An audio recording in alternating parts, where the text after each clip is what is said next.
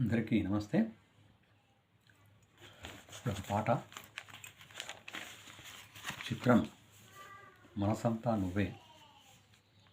రచన సిరివెన్నెల సీతారామ శాస్త్రి గారు.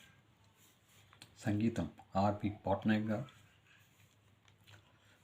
పాడింది ఉషా మరియు సంజీవిని గారు.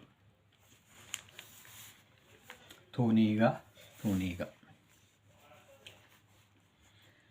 తూనీగా తూనీగా ఎందాక పరగడతావే రావే నా వంక,